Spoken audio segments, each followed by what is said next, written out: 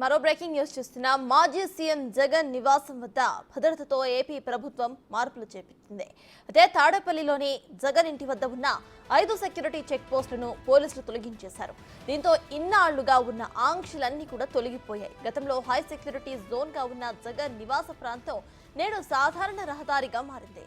వాహనదారుల రాకపోకలకు ఎటువంటి ఇబ్బందులు లేకుండా ఉండేందుకు అక్కడ ఉన్న టైర్ కిల్లర్స్ ను తొలగించారు. ప్రస్తుత జగన్ నివాసం వద్ద ఉన్న తాజా పరిస్థితిపై మరింత సమాచారాన్ని మా ప్రతినిధి శివ అందిస్తారు.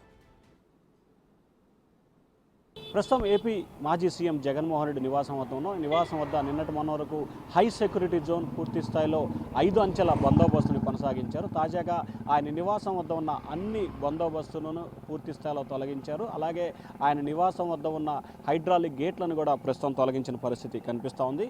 క్రేన్ సహాయంతో వీటన్నిటిని కూడా తొలగించారు. ప్రస్తుతం మొన్నటి వరకు గత వారం 10 రోజుల కాలం వరకు కూడా ఇటు పూర్తి స్థాయిలో ఆంక్షలు ఉన్నాయి. ఆ తర్వాత దీన్ని ఏపీ సర్కార్ ఫ్రీ జోన్ చేసిన పరిస్థితి కనిపించింది.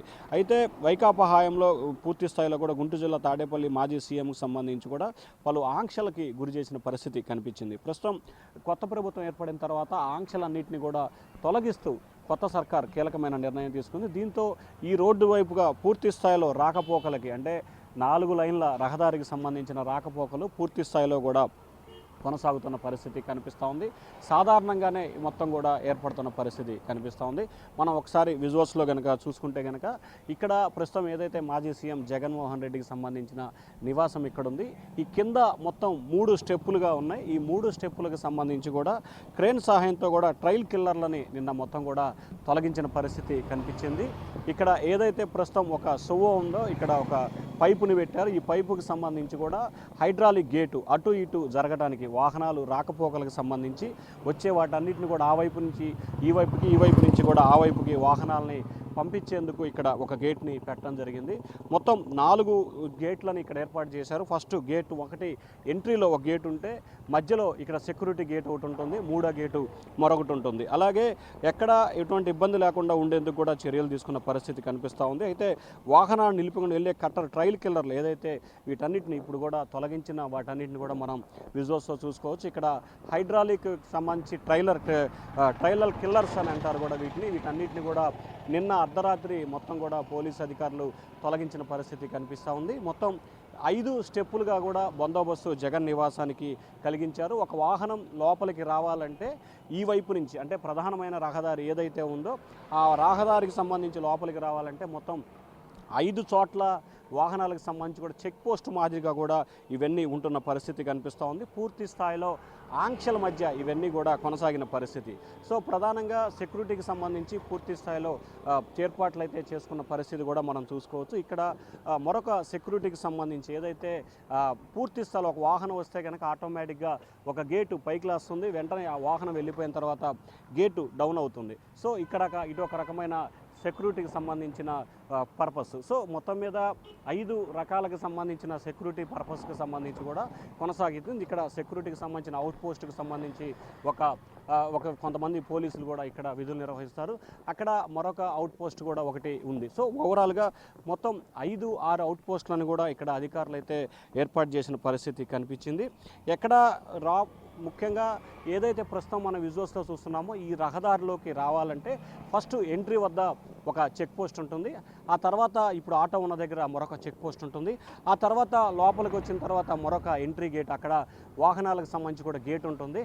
అక్కడ పూర్తి స్థాయిలో తనిఖీలు చేసిన తర్వాత ఆటోమేటిక్ గేట్ అక్కడ అదే జరుగుతుంటుంది. 3వ దానికి సంబంధించి మరొక హైడ్రాలిక్ సంబంధించి కిల్లర్లు అని చెప్పి కూడా వాటి అంటున్నారు. ఆటోమేటిక్గా అది పైకి లేసి కిందకి డౌన్ఫాల్ అవుతున్న పరిస్థితి కనిపిస్తుంది. సో వీటన్నిటికి సంబంధించి కూడా హైడ్రాలిక్ బుల్లెట్ క్రేన్ల సహాయంతో వీటన్నిటిని కూడా తొలగించిన పరిస్థితి కనిపిస్తూ ఉంది. ఇవన్నీ విద్యుత్ సహాయంతో పనిచేస్తాయి.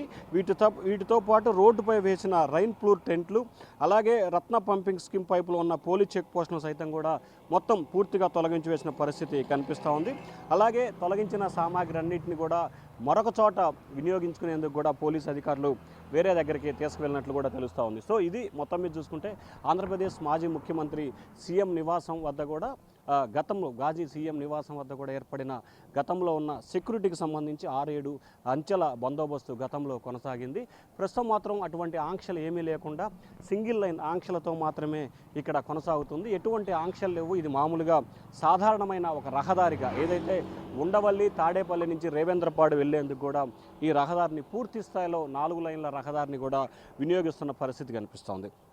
ఏదైతే మొత్తం హైడ్రాలిక్ సంబంధించి కూడా హై ప్రూఫ్ సెక్యూరిటీకి సంబంధించి అంటే బుల్లెట్ ప్రూఫ్ సెక్యూరిటీకి సంబంధించి కూడా మొత్తం ఒకవైపు నుంచి ప్రధానమైన రహదారి ఏదైతే ఉండవల్లి తాడేపల్లి నుంచి రావడానికి మొత్తం 4 చోట్ల వరుసన చెక్ పోస్టులు ఏర్పాటు చేస్తారు. అటువైపు నుంచి ఏదైతే రేవేంద్రపాడు నుంచి వైపు రావడానికి మరొక చెక్ పోస్ట్ను అయితే ఏర్పాటు చేశారు. సో మొత్తం మీద చూసుకుంటే మొత్తం 4 చెక్ పోస్టులు ఒకవైపు నుంచి రావడానికి అటువైపు నుంచి రావడానికి 2 చెక్ పోస్టులు మొత్తం అన్ని చెక్ పోస్టులను కూడా హైడ్రాలిక్ కిల్లర్ని మొత్తాన్ని కూడా నిన్న అర్ధరాత్రి పూట పోలీసులు తొలగించినట్లు కూడా తెలుస్తూ ఉంది.